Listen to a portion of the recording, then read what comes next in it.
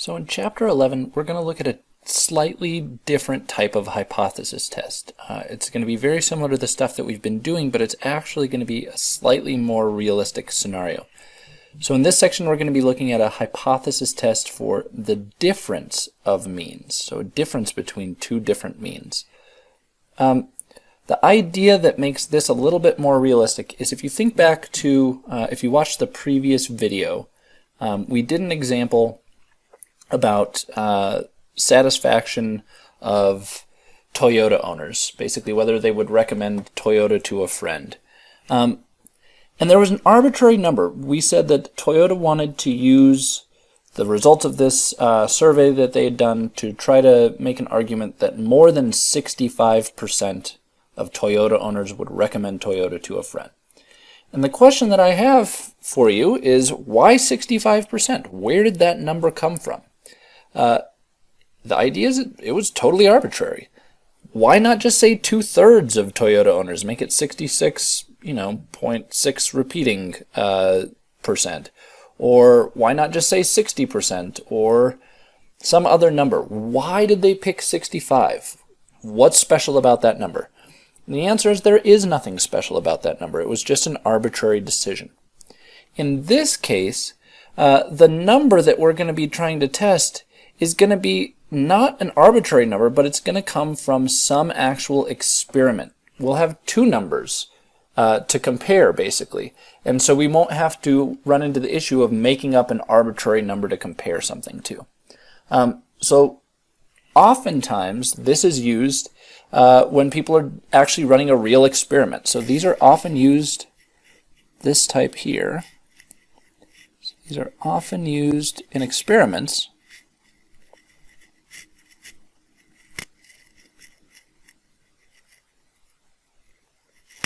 where we want to compare the results of our experiment to some sort of control group. So where we want to compare our results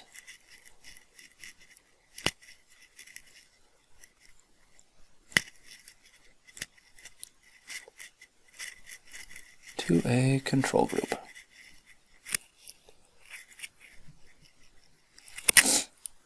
So the example that we'll see in just a minute will be taken from like medical field. This is where this type of thing might come up. Maybe we want to test to see whether this certain medication is effective at, controlling blood pressure or blood sugar or something like that.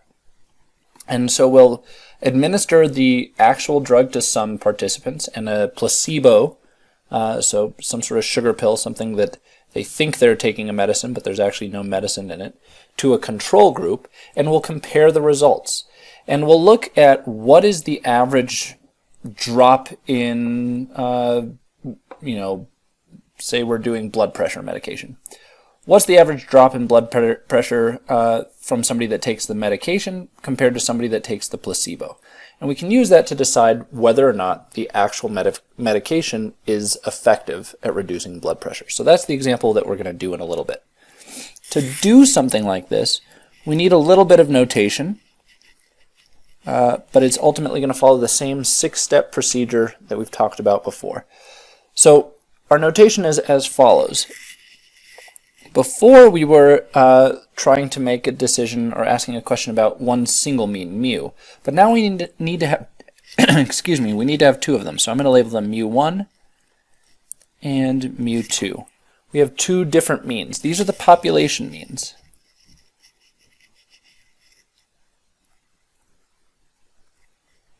These are the things that we're trying to draw some conclusion about. The reality is we'll never actually know the true values.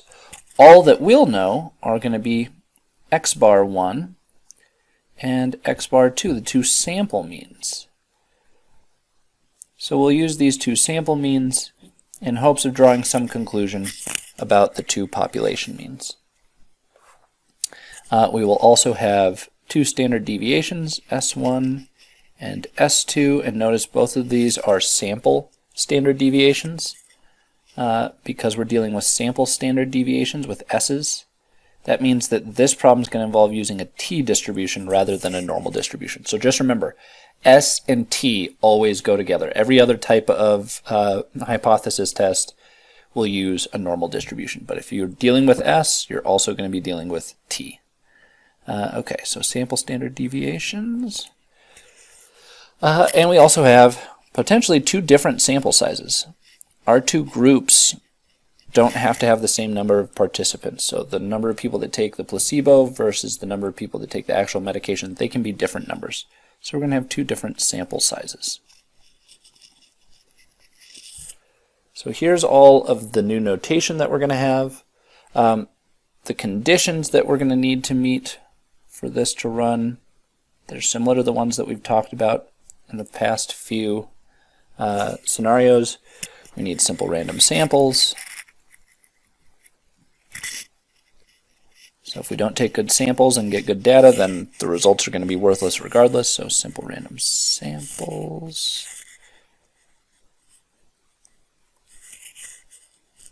The second requirement is that we're going to need independence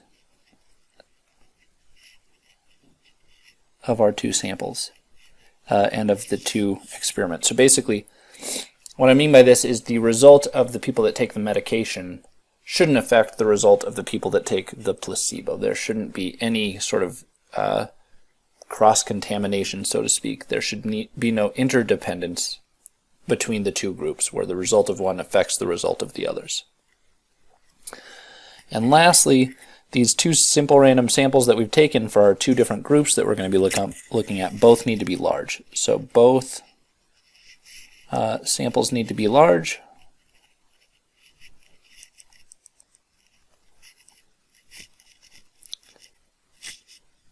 N greater than 30 as before. That way our sampling distribution could potentially follow a normal distribution. The other way that if we have small samples that we could wind up still being able to follow this normal distribution, so both samples must be large, we'll get a normal distribution, or if we draw the samples from populations that are normally distributed to begin with, we'll also be able to be assured that our results will follow the normal distribution that we're hoping. I know this is all kind of confusing, so let me just write this down here. Or the populations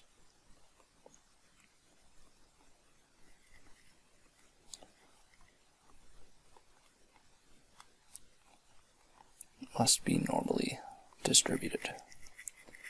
So the populations that we're drawing our samples from, if they're normally distributed, it doesn't matter how large they are. That's the gist of what this is saying. So if these three conditions are true, then we're good to go. Again, it's confusing. The idea is that these sampling distributions will be normal distributions relative to the standard deviation of the population of sigma. But again, because we're using S, that's what transforms what would be normal distributions relative to sigma into t-distributions relative to S. So we're still going to be using t-distributions, even though I'm using the word normal distribution here. So just keep that in mind.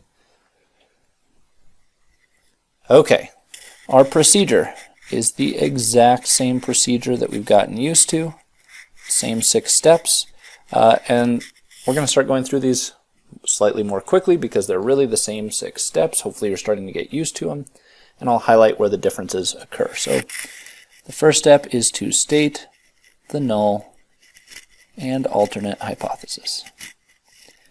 And as before, our null hypothesis will denote with H sub 0. The alternate hypothesis will denote with H1. Again, these are just labels. Something I want to warn you about, a mistake that I often see is people putting equal signs here. These aren't equal signs. These are just labels, and what's going to be written after it is an actual equation, something that will involve an equal sign. Our null hypothesis is going to be that the two results, mu1 and mu2, are the same. And the alternate hypothesis will take one of several forms, either that mu1 is greater than mu2, that mu1 is less than mu2, or simply that mu1 is not equal to mu2. So those are the 3 possible cases. One thing that can be kind of nice is to, it's kind of hard to tell right now which one of these is the left-handed or left-tailed and which one of them is right-tailed. This one's clearly the two-tailed case, the not equal sign, but which one of these is left-tailed, which one of these is right-tailed? Which one am I sort of using as the reference? And so I want to make it a little easier to spot which is which. All I'm going to do is for each of these inequalities here in the alternate hypothesis, I'm going to subtract mu2 from both sides of the equation. So on the left, I'll have mu1 minus mu2, and on the right-hand side, I'll have mu2 minus itself, which will leave 0, and we'll have mu1 minus mu2 greater than 0. So that's the equivalent statement to the one that's right there. This one says mu1 minus mu2 will be less than 0, and this one will say mu1 minus mu2 is not equal to 0. So all we're saying is if mu1 is in fact bigger than mu2, then when I take mu1 and subtract off mu2, when I take a large number and subtract a smaller number, I will get something that is positive, and that's what this is showing. Whereas if mu1 is smaller than mu2, I take a small number and subtract a larger number, a smaller number minus a larger number, I will get something that's negative, and that's what this is showing. And then this one again just shows that it's not equal to 0. This second form where I've written stuff down in this second line will be maybe a slightly easier thing to use because these are actually how the mu1 and mu2 will show up in the formulas later on in the problem. So this is kind of going to be the idea of it'll show up in this form. We're looking at a difference of two means, which again is the whole title of this section. We're looking at the hypothesis test for the difference of two means. And that's what we're looking at when we write things in this particular format as a difference of two means. So now it's more clear because we've got just a number sitting on one side. This is the greater than some number, so this is the right-tailed case. This is the left-tailed case, and this is the two-tailed case. Because we are greater than some given number, so to the right, less than some given number, so to the left. Oh, come on.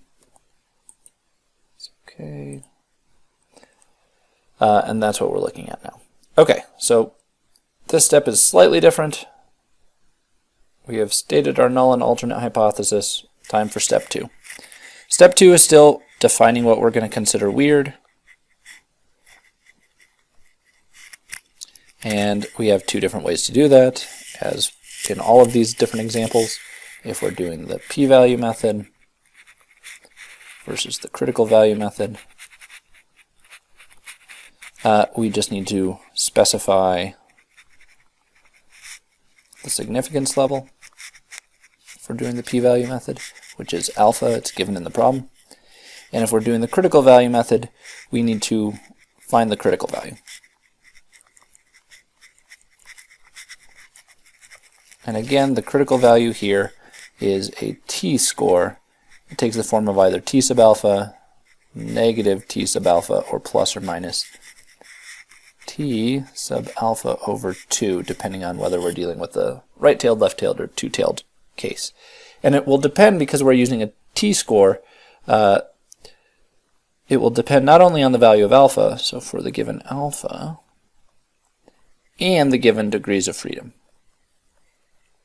which again, just to remind you, is n minus 1, one less than our sample size. We'll find that the same way that we have in the past using table A3. So this will be table A3 is where we go to find this critical value. This third step is the main difference. It's where we compute the test statistic, but this formula looks different from the test statistics that we've done before. So it's a t-score. And again, I'm going to write it out and then we'll take a look at what how this compares to the other ones that we've done. So it's going to be x1 bar minus x2 bar.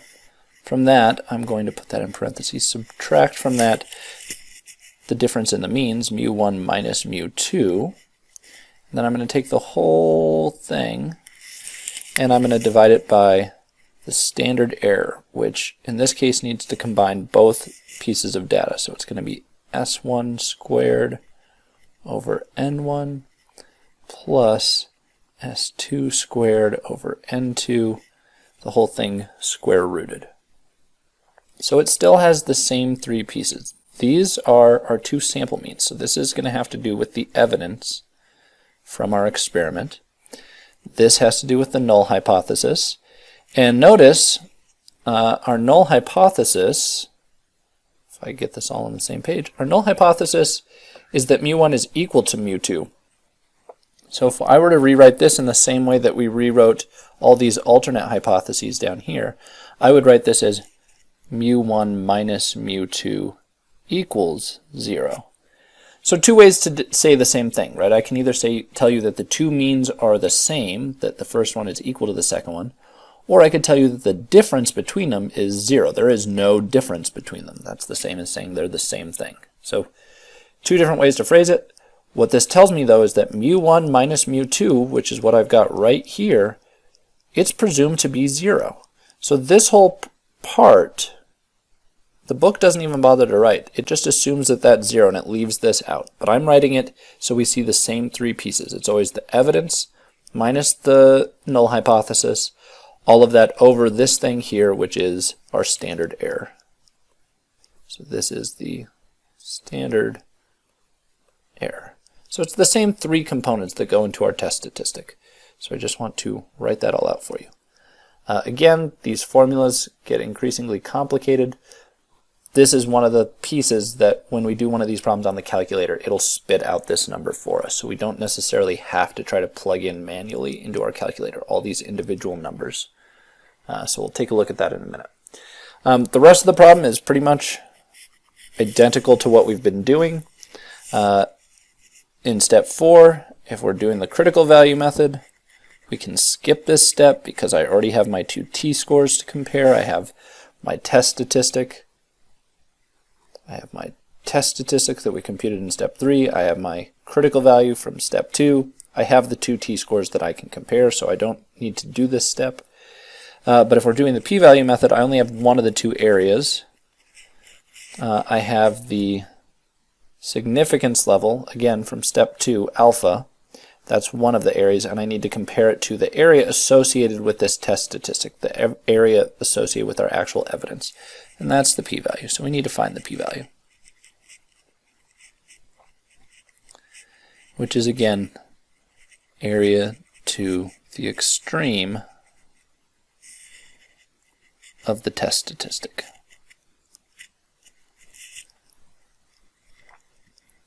And again, I've mentioned this in the previous videos, but let me make it extra explicit here in this one. So this is an important side note. I've said it, but let me make it extra explicit here. The p-value is the probability of getting the results that we actually got. So the p-value tells us how likely, how weird is our evidence. So it tells us the probability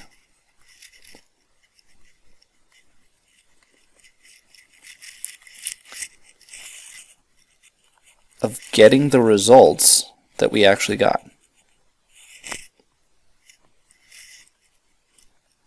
And by results, I mean the stuff that we're using for our evidence, the values of x bar in this case.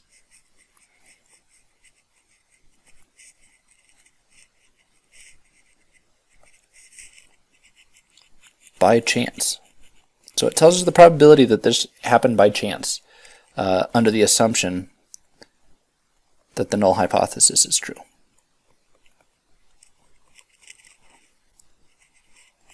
So this is really why the hypothesis test boils down to a weirdness test. We define what we're going to consider weird, we look at our actual evidence, and we compute the p-value to see how weird is our evidence. And if it meets the cutoff of what we consider weird, then it's weird. And we say we're getting a weird result. Maybe we made some bad assumptions that are leading to these weird results. So that's kind of the idea. Step number 5, same as before. Determine if our result is weird.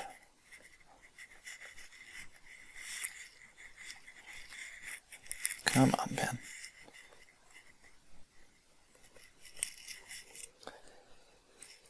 Again, if we're doing the critical value method, I compare those to t-scores. So it's weird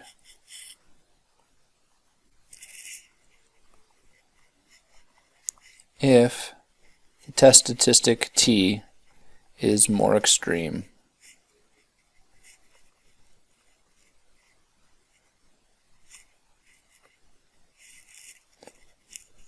than the critical value, which is either t sub alpha, negative t sub alpha, or plus or minus t sub alpha over 2. And in the p-value method, our result is weird if the p-value, the probability of getting our result, so it's weird if the p-value, which is again the probability of getting the results that we got, is less than the cutoff of what we consider weird, which is alpha. And if our result's weird, we're going to say we must have made a bad assumption. Let's reject the assumption we made. Let's reject the null hypothesis. And step 6, state our conclusions, again in plain English.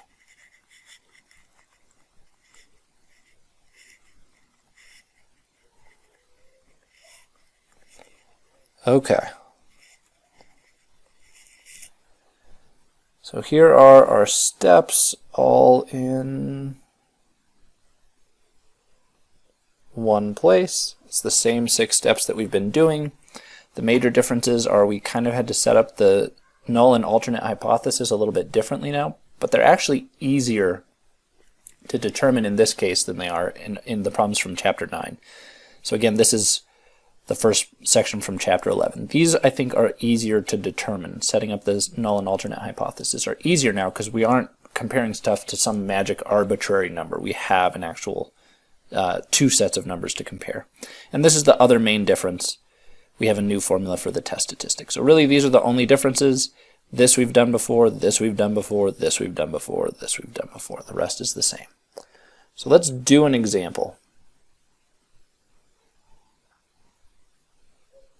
Okay.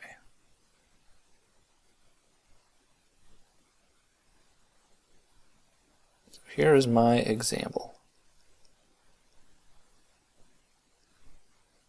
I'm going off the screen here. I don't know why it's not letting me scroll.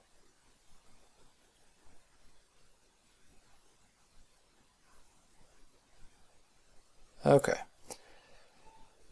Good enough. Whatever, we'll just work with this. So here's our example. Again, I mentioned it was going to be a medication problem. So we're going to look at a new blood pressure medication.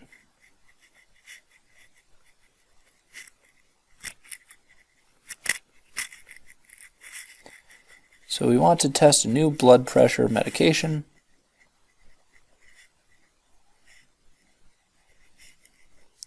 To see if it is effective at reducing blood pressure.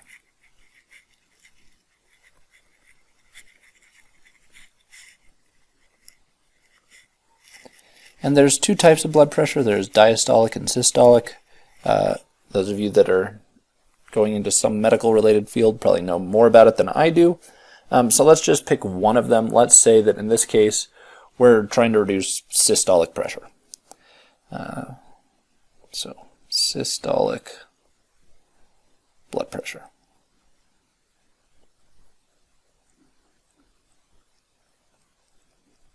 Okay.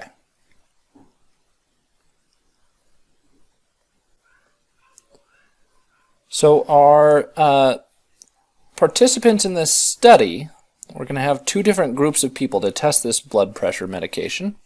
And so we'll say one group of maybe, I don't know, let's say 70 people. I think that's what I've got in my example here.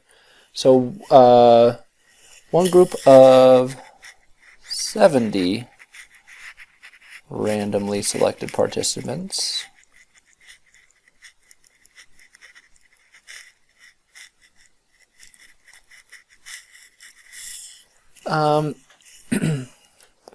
they take the drug. So one group of 70 randomly selected people takes the drug.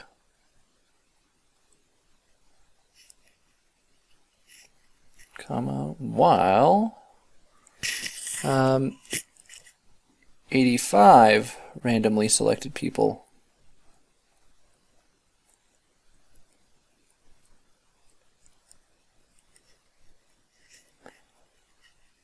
take a placebo. So they think they're taking a drug, but it has no actual medical effects other than the placebo effect. They think they're taking a drug. And the results are as follows. The group that takes the drug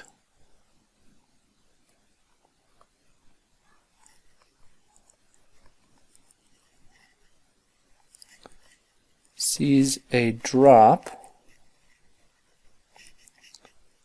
of 16 mmHg, millimeters mercury. This is just the units that they measure blood pressure in. So 16 millimeters mercury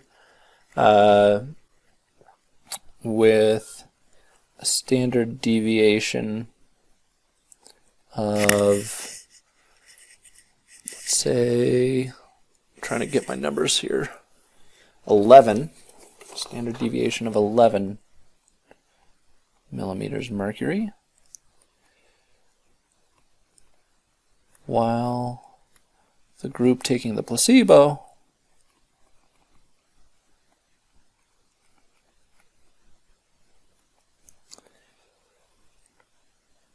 sees a drop of 12 millimeters mercury with a standard deviation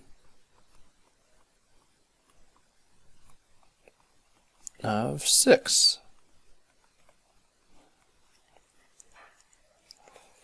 Okay, so let's see what we've written here in this short novel.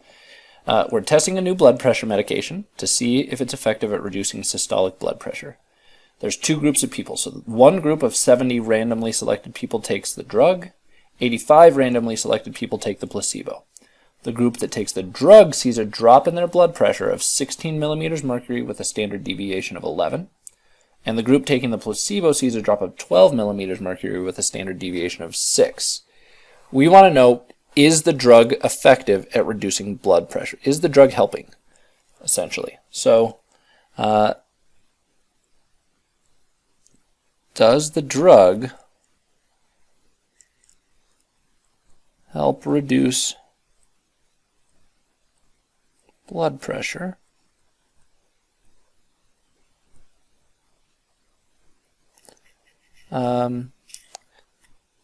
at a significance level of, let's pick a new number. We've done a bunch with 0.05. Let's do 0.01.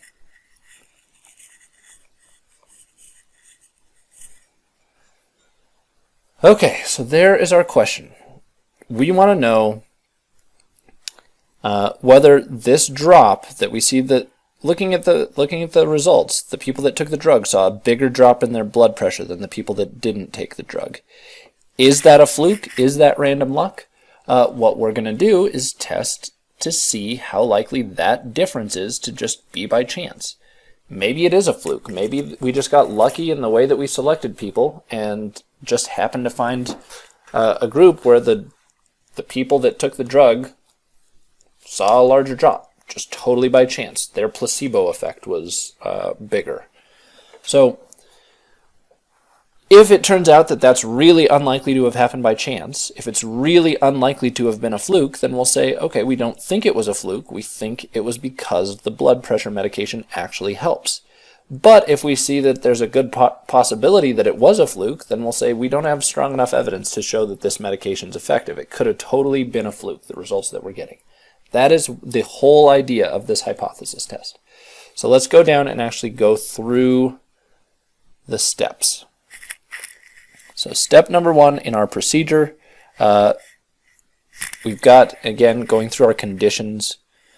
Our two groups were both random samples. They're both large, and we have them so they're totally independent of one another. The results of each individual has no bearing on the results of any other individual. So we've met all the conditions that we need in this case. So let's state the null and alternate hypothesis. And again, the null hypothesis is always, so in math, the word null basically means nothing. So that's kind of the idea that it is going to mean here. The null hypothesis is the idea that nothing happened. The drug did nothing. It's not effective. There's no difference between taking the drug and not taking the drug. That's what I mean when I say it kind of goes along with the word no. Nothing, no difference. That's what we're talking about. So the null hypothesis is always, we think the two outcomes are going to be the same. The reality is your average drop in blood pressure if you take the drug is the exact same as if you just take a placebo. The drug's not effective, essentially, is what this is saying. You see the same results either way. So again, we can rewrite that as mu1 minus mu2 equals 0. There's no difference whether you take the drug or not. The alternate hypothesis will take one of these various forms, and we kind of get to pick. I want to do one that turns out to be left-tailed. We've done a bunch of right-tailed hypotheses. Let's do one that is left-tailed. So the way that we're going to do this is we have to pick which group we're going to call which. And the way that I want to do this is by setting up a little table. So I want to think about, I'm going to draw a table over here to keep track of things. The values that we need to know are going to be the values of x bar, the values of s, the standard deviations, the sample sizes, and ultimately we're trying to draw some conclusion about mu. And so we'll have group 1 and group 2. There we go. And I want to pick which group is the group that takes the drug and which group is the group that takes the placebo. I'm going to have it set up so that this is the placebo group and this is the actual drug group. So those are going to be the values. In a minute, we'll see that this should wind up giving us something that's left-tailed instead of right-tailed, and we can talk about exactly why that worked out that way. So basically, I need to specify what x1 bar is, what s1 is, what n1 is, and mu1 is the thing we're trying to find. We'll never actually know the true value of mu1. It's what we're trying to draw a conclusion about. What is the average drop if all people took a placebo that claim to lower their blood pressure? And similarly, we'll have the second group over here with all of the subscripts of 2 instead of 1. So I want to specify all these values. And if we go through the two groups, the placebo group, they saw a drop of 12 in their blood pressure, and the standard deviation was 6. And there were 85 total people in that group. For the group that took the drug, they saw a drop of 16 millimeters mercury. Their standard deviation was 11, and there were 70 of those people. And again, this is something we'll never know. So here are my two values. The way that I know this is going to wind up being left-tailed is because the assumption is, in this case, we want to know basically, our evidence shows that the people that took the drug, they saw a larger drop than the people that didn't. So basically what we're saying is, comparing mu1 and mu2, it looks like it should go this direction. Mu1 should be less than mu2. Mu1 is the drop that I would expect to be associated with the placebo group, because that's group 1. Mu2 is the drop associated with the people that took the drug. Our evidence shows that group 2 had a bigger drop than group 1, that this number should be bigger than this number. And that's how we've got it set up. And if we rewrite this doing subtraction, we get mu1 minus mu2. Again, keeping in mind that this number's larger, this number's smaller. I take a small number, subtract a large number, and I will get something that's negative, less than 0. So this is left-tailed. If I wanted this thing to be right-tailed, all I would have had to do is switch which one I called group 1 and which one I called group 2. And we would have gotten a totally identical results at the end of the day. All that would have changed is instead of, in this problem as we go through it, all of our computations are going to take place in the left tail. if I'd switched the names of the two groups, all my computations would take place in the right tail. So if you're more comfortable doing a right-tailed hypothesis, the nice thing is we can set these up to be either tail. You can force it to be in the tail that you want by just thinking about it a little bit ahead of time. So maybe we'll talk about that more on some more examples after you practice a few on your own. Okay, so there's our null and alternate hypothesis. I would highly recommend doing this table that I've done here. It'll make it really easy down the line to just be able to plug in numbers into our formulas. We've done a bunch of these problems doing both the critical value method and the p-value method. Let's just do one this time. So let's just do just the p-value method. So I want to do just the p-value method. That means to define weird, I just need to know the significance level, and it was just given in the problem, alpha equals 0.01. We're going to consider something weird if it would happen by chance less than 1% of the time. So that makes it so this is really easy. Again, we're only doing the p-value. I can put this over here in the side margins here, only p-value. Again, you can do this with the critical value method, but we don't need to do both. The p-value is the one that actually gets used more. I want to do that one here. Step number 3. Here's where we need our test statistic. Oops. In fact, actually before we do the test statistic, let's just draw our picture just so we can get some practice with that as well. So what is the scenario that we're looking at? We have a scenario that looks like this. Here is our curve.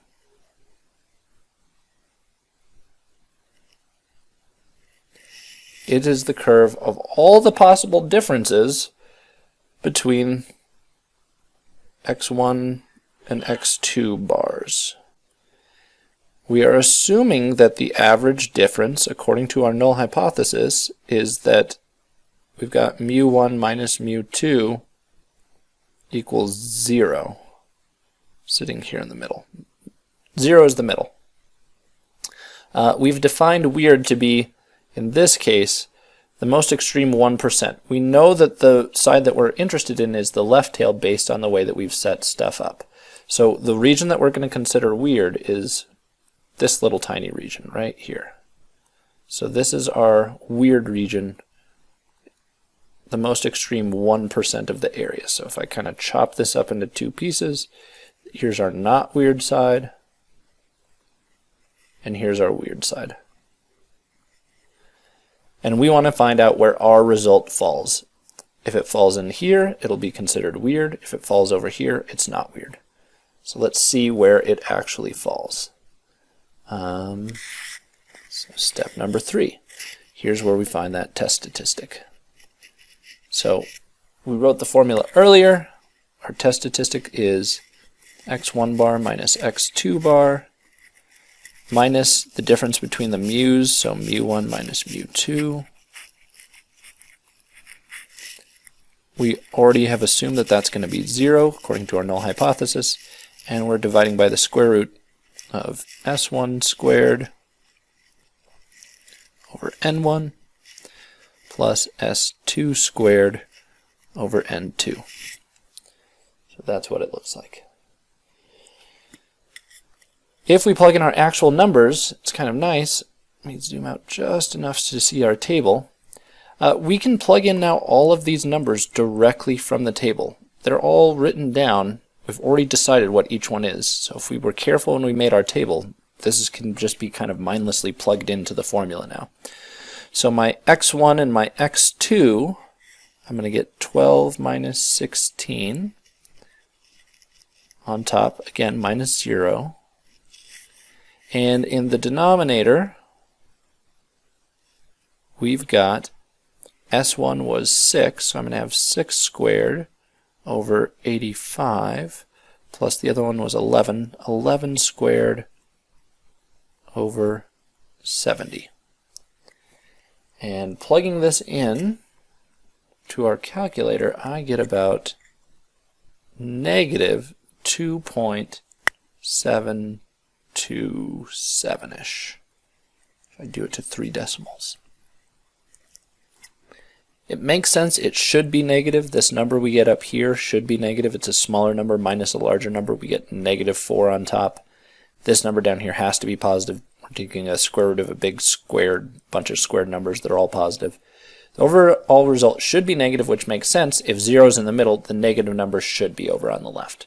So we want to know, is this number, -2.727, is it in this region or is it over here? We know it's pretty far to the left. Is it far enough to get all the way to the region that we consider weird? We don't know that yet because we haven't been doing the critical value method. I never found the t-score right here. We would find the t-score here if we were doing the critical value method, but we're not. So I need to find the area associated with this. Is the area associated with this going to be less than 1%? So that is our next step, step 4. So we want to find the p-value. The p-value is, again, the area, in this case, to the left of t equals -2.727.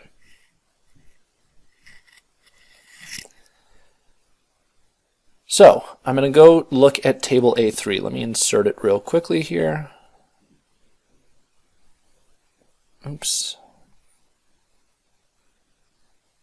Get all my stuff in order. There we go.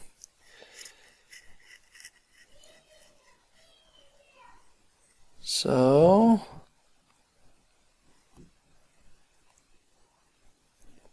here's the table. Oops, I also got a page I did not want. Let me delete that one. Only want this table. So let me move that over here.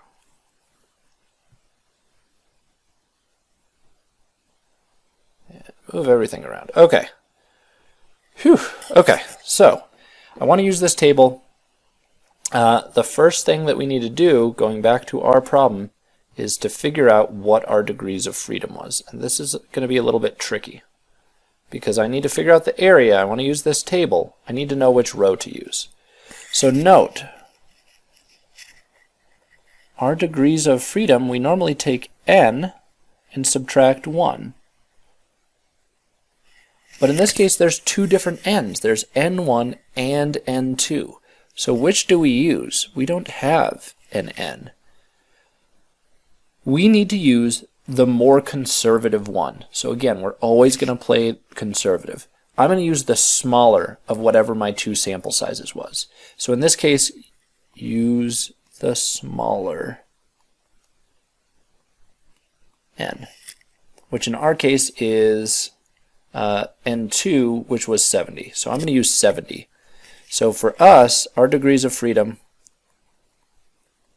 is going to be n2 minus 1, which is 70 minus 1, which is 69. Going to my table, I'm supposed to use row 69. There is no row 69, so what do? Again, we have to round down, and I'm going to use the row labeled 60. So in our table, for this problem, this is the only row that I'm allowed to use. Whoa. Just that one row, row 60. And so I'm looking for 2.727. Ours was negative because we were dealing with the left tail, but notice in this case, the drawing shows the area in the right tail. So we need to use that symmetry idea that we've talked about this semester. I'm not going to be able to find areas in the left tail that are associated with the negative numbers. All of these numbers in here are all positive t-scores. So instead, I'm going to come over here and look at the mirror image. So instead of looking up t equals negative 2.72, I'm going to look up t equals positive 2.72. I'm going to look through this list and try to find that number. It's not in here, but it would be right there. There would be 2.727. So it's between that number and that number. And those two numbers are associated with those two areas. And that's what the p-value is. These are the two areas that I'm interested in. So coming back up to here, I can't find the p-value exactly. Let me do it off to the side. But I do know that our t equals negative 2.727 will be between these two other t-scores that I found down here. So 2.660, technically that goes over here, negative 2.660, and negative 2.915. Yes, 2.915. So let me move this whole thing over here a little bit. Now it's taking the 2 with it. Let me delete that piece. Rewrite what we've got over here. So negative 2.9. Okay, so our t-scores between these two t-scores, meaning the area associated with it, which is the p-value, will be between the areas associated with these two t-scores, which were respectively 0.0025 and 0.005. So I don't know exactly what the p-value is, but I've now ballparked it to be in that range. So let's zoom out. I just want to make it totally clear, go through this one more time. We're only allowed to use row 60. That had to do with the degrees of freedom that we found. Our sample size was 70. That was the smaller sample size. We subtracted 1 to get 69. There was no row 69, so we rounded all the way down to 60 and got this number here. It said this is the only row that we're allowed to use. I searched through this row looking for 2.727, the positive version, just because we're dealing with the right tail and not the left tail in this table. This table only does right tails. And we decided it was between these two numbers right here, and therefore the area associated with this particular t-score must be between the areas associated with those two t-scores. And there's the two areas that we wound up finding. So if you're good with that, I'm going to adjust this piece over here. Come on, I just want to delete just this piece. Alright. Let me remove this just so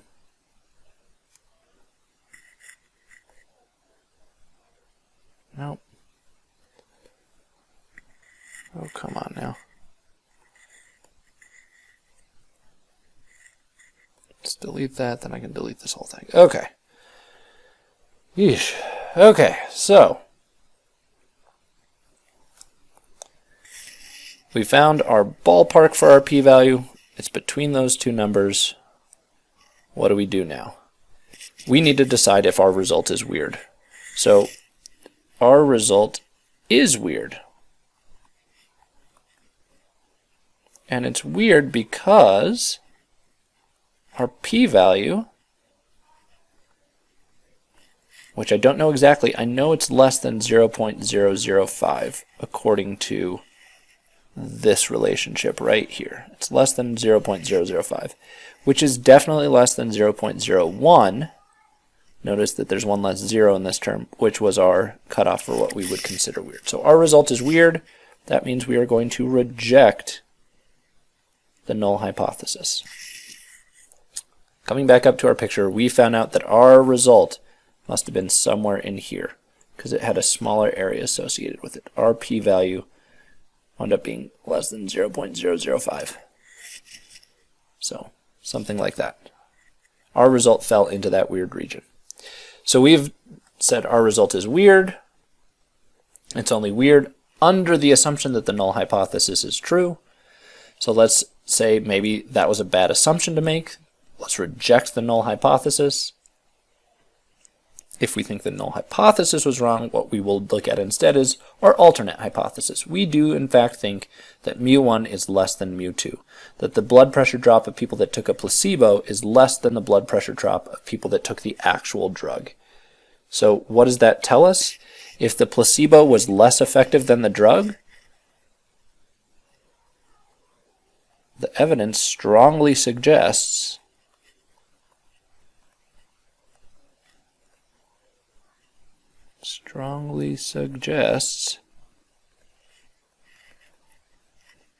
the drug is effective. Is in fact more effective than a placebo. So more effective than placebo at lowering systolic blood pressure. Again, notice this last sentence, our conclusion, has no statistics jargon. It does have some medical jargon, systolic, placebo, etc. But it doesn't say anything about null hypotheses. It doesn't say anything about significance levels or p-values or anything like that. It's just a plain English sentence. The evidence strongly suggests the drug is more effective than placebo at lowering systolic blood pressure. That is our conclusion. How do we do this one on the calculator? Same thing we've been doing. We'll hit the stat button, go over to our list of tests, and now we're going to look for the right kind of test.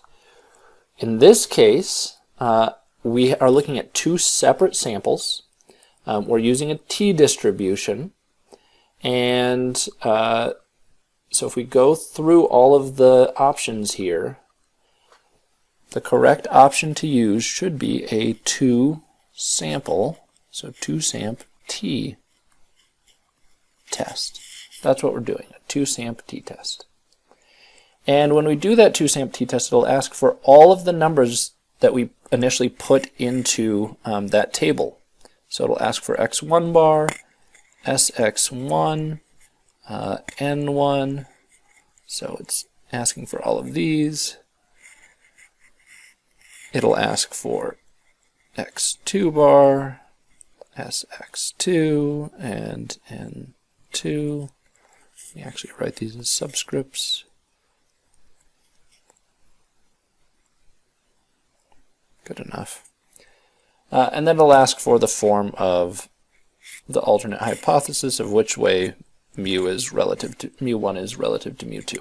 So going and filling all of these numbers in, which we just have from our table from earlier, which hopefully we can see. Ooh, that's going to be tiny. See if you can see them all. So the x1, all the group 1, all the 1 subscripts were 12, 6, and 85. So that was 12, 6, 85, and the other group it dropped by 16. The standard deviation was 11, and there were 70 individuals, if I remember correctly. And we just figured out that mu1 was less than mu2. That was the form of our alternate hypothesis. When it asks if we want to pool our data, keep that on no. We do not want to pool our data for this.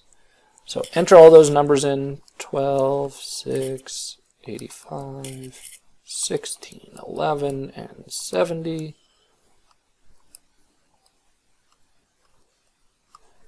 And hit calculate. It'll spit out some stuff that we already found. It'll give us our test statistic, which is negative 2.7266455533. So it gives us the test statistic that we found back in step 3, and it also gives us the p-value. So our p-value is equal to 0.003766945. So it does better than what we could do. All we could do was ballpark it and say we know the p-value is less than 0.005, bigger than 0.0025, and we found exactly how small it is here. So again, it gives us the results of step 3 and step 4. That's what the calculator will give us. We still have to come up with all the conclusions ourselves, figure out how to utilize these numbers and interpret what they mean, but it gives us those values. It does step 3 and 4 for us. Okay, so we'll get some more practice, do some more of these in the next few sections, and I'll hopefully post another video soon.